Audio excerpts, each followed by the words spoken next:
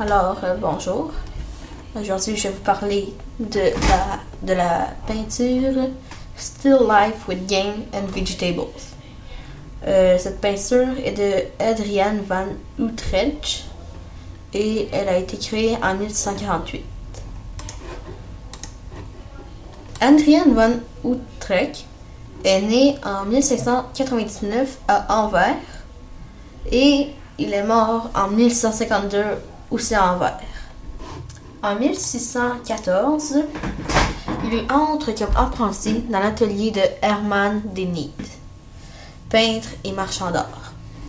Adriaan a été influencé par Frans Snyders et Jan Fitt. Par la suite, il a voyagé en France, en Allemagne et en Italie, où il a découvert le style baroque et les effets du chiaroscuro. En 1628, il épousa la peintre et poète Constantina, qui est fille du peintre et poète Willem van Nieuwland II. Adriaan dirige son propre atelier de 1626 à 1646. Adriaan compta parmi ses élèves Philippe Gizelaer et Cornelis van Angelen, qui sont devenus de grands peintres. Adriaan a influencé des peintres comme Jan Davids de M, Amistrito Bachenis et Nicolas de Larguillière. Maintenant, parlons de ses œuvres. Adriaan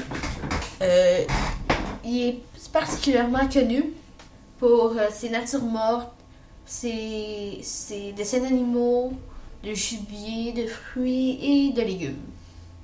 Aussi, il peint des tableaux de chasse, des vanitas, des étoiles de poissons et des scènes de ferme. Dans ces tableaux, il y a particulièrement des dindons, des perroquets et des paons.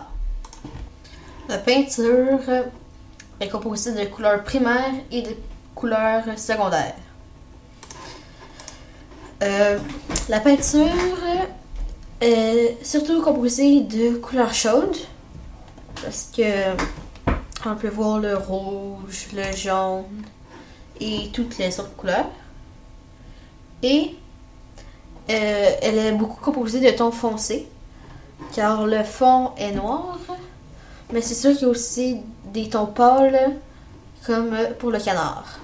Cette toile vient du monde réel et n'est composée de aucune chose abstraite.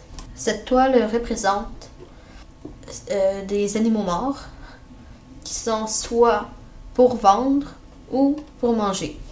On peut aussi percevoir les tons foncés de la toile, comme le fond, comme je disais tout à l'heure. Et nous pouvons aussi voir l'effet de diminution et l'ombrage, surtout, comme sur les légumes, on peut voir l'ombrage des animaux morts.